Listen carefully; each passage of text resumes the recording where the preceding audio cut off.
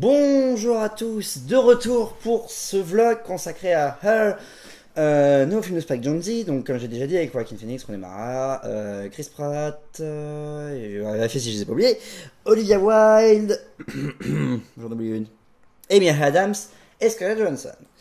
Nous allons donc justement aborder ici la réalisation, les acteurs et conclure. Commençons par ce qui m'intéresse le plus, la réalisation. Même si j'ai eu une putain de crise d'angoisse devant Max et les Maxi Monstres au moment où les monstres commencent sérieusement à se déchirer entre eux et que ça devient un peu gore, je déconne un peu, ça marque quand même un peu. La réalisation de Spike Jonze m'a toujours séduit. Et là encore, c'est merveilleux. La photo est l'une des plus belles qui m'était donnée de voir depuis longtemps. Pour une raison toute simple. Comme je l'ai déjà dit dans la précédente vidéo, très vite fait, elle est épurée comme les publicités que vous voyez avant les films, que ce soit pour des portables, souvent pour des portables, ce genre de pub avec cette photo très épurée. C'est entièrement justifié. Entièrement justifié. C'est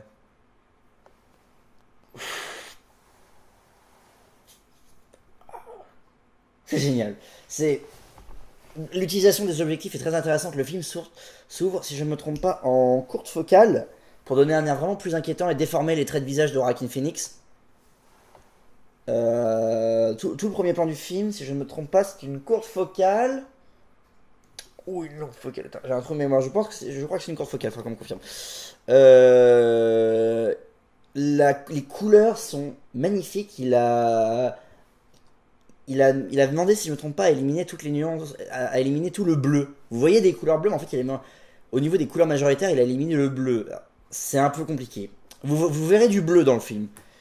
Mais au traitement couleur, si je ne me trompe pas, il a fait éliminer dans les trois couleurs a priori, dans les couleurs que sont rouge, vert, bleu.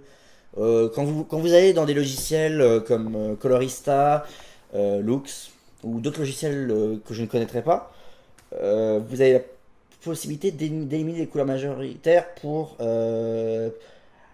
si vous estimez que c'est un choix visuel intéressant. J'espère ne pas faire d'erreur, moi ça m'est déjà arrivé de le faire.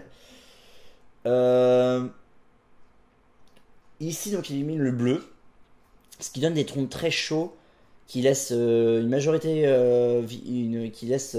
visuelle pour le rouge notamment. C'est magnifiquement filmé, pardon. Il y a des caméras à épaules qui sont magnifiques. Au niveau du montage, c'est marrant, maintenant que je suis monteur, je vois des choses, je les perçois autrement. À certains moments, il va parler avec l'OS One, donc Samantha. Excusez-moi, je vais dire son nom dans la première partie. Et en fait, on va voir des images par-dessus. Quand je voyais les autres films avant, comme ça, avant que je me mette à monter, je me disais, c'est des images faites pour illustrer. Enfin, c'est de l'illustration, bien sûr.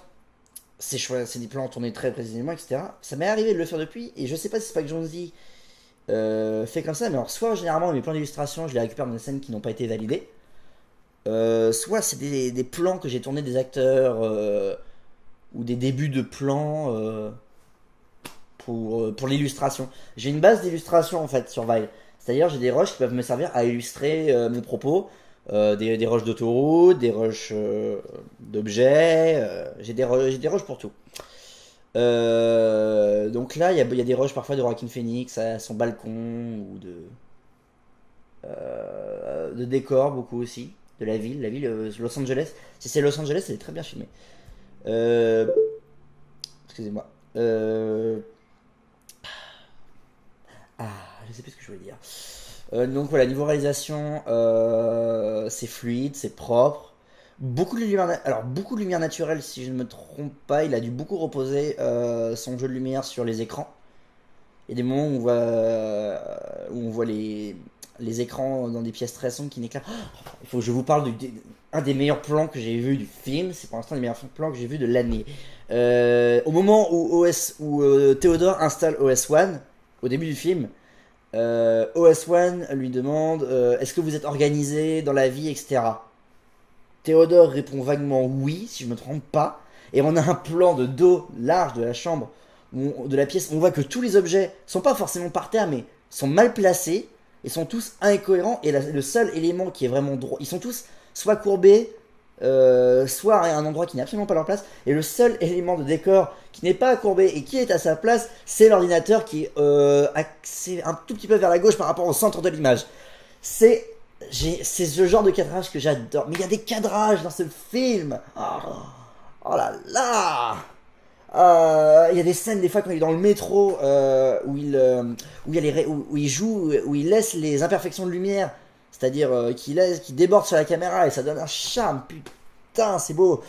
Il y a tellement de trucs. La photo est magnifique.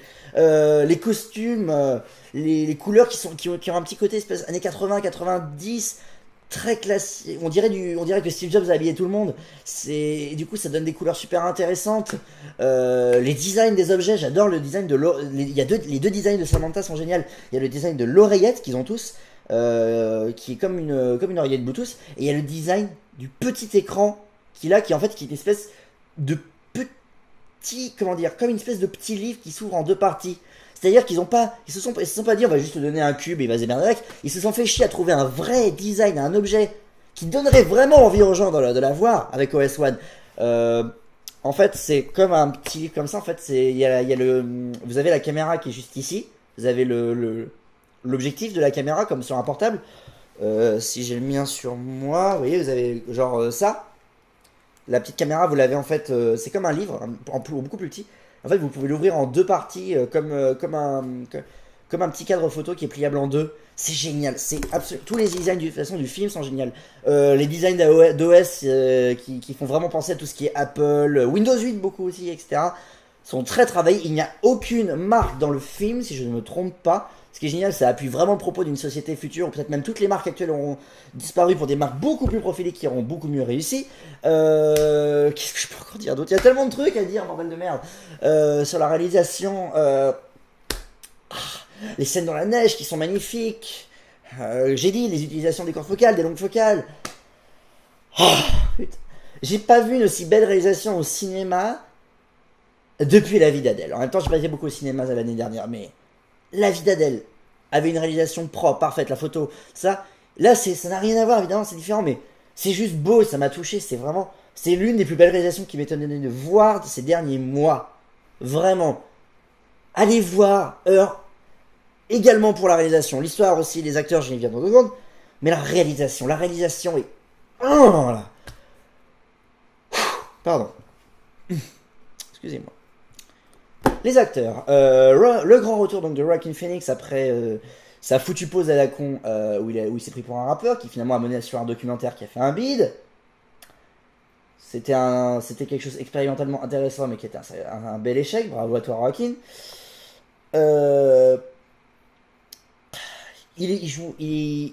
Ça reste pour moi vraiment un des meilleurs acteurs actuels internationaux. Il a le truc. Il a une sensibilité, un talent et il y a quelque chose qui se dégage de lui qui est extraordinaire. J'adore toujours voir un film avec Joaquin Phoenix.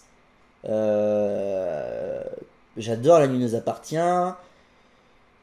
J'adore To Lovers. Je sais beaucoup des films de James Gray. Pour moi, il est vraiment, ces 50 pauses d'ailleurs, ça me faisait presque penser au moment où Daniel Day-Lewis a quitté Hollywood entre le moment où il a fait je sais plus quel film et avant qu'il retourne pour faire Gangs of New York en 2002. Il avait fait une pause de 5 ans où il s'était réfugié quelque part. Alors Joaquin Phoenix c'était un peu différent, mais ça fait plaisir de le revoir dans beaucoup de films actuellement et putain, c'est tellement bon de le revoir. J'ai pas vu The Immigrant. Je l'ai pas vu. Je peux pas vous dire. Mais en tout cas, il est pour moi, Heure, c'est vraiment son grand retour pour l'instant. Putain, ouais.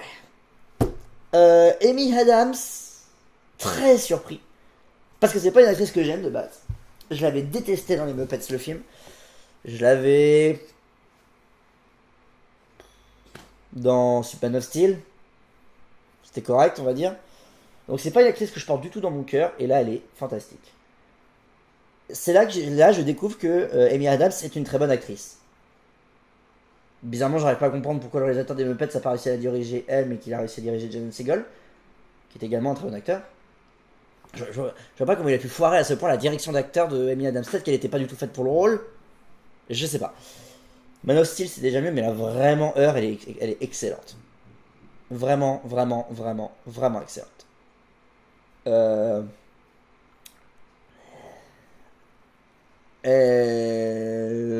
Très très surpris. Excusez-moi. Voilà. Euh... Qu'est-ce que je veux dire sinon? Rockin' Phoenix, j'en ai parlé. J'ai pas reconnu Rooney Mara. Alors Rooney Mara, pour ceux qui savent pas, c'était l'actrice qui jouait Lisbeth Salander dans Le Millennium de David Fincher, donc pas Noomi Rapace. Je l'ai pas reconnue. Je voyais une actrice, je me disais, je la connais peut-être vaguement, je vois pas que c'est. J'étais sûr que quand je vais que c'était Rooney Mara. Donc comme quoi, elle était vraiment bien grimée dans le Millennium.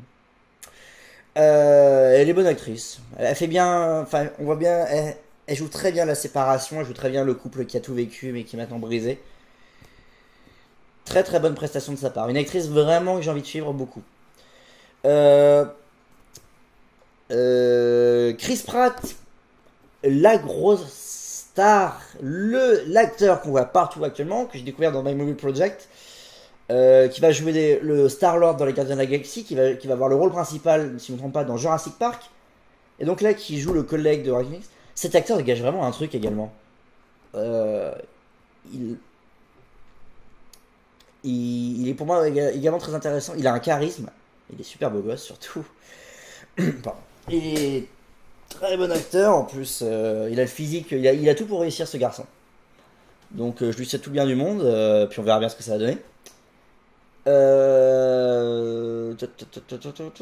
J'ai oublié quelqu'un.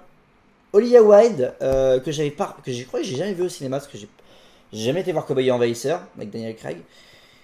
Elle m'a assez marqué. En fait, je crois que c'est une de mes actrices féminines du film préférées avec Amy Adams et Scarlett Johansson. Ah, vraiment, elle a un truc. En même temps, il y a que 4-5 actrices féminines dans le film, hein. Elle a vraiment un truc. Je peux pas expliquer quoi, mais elle a un truc très intéressant. Spike Jonze, ou alors c'est peut-être juste qu'en fait tous les acteurs sont mauvais évidemment, mais que Spike Jonze, c'est très bien de choisir. Je ne sais pas.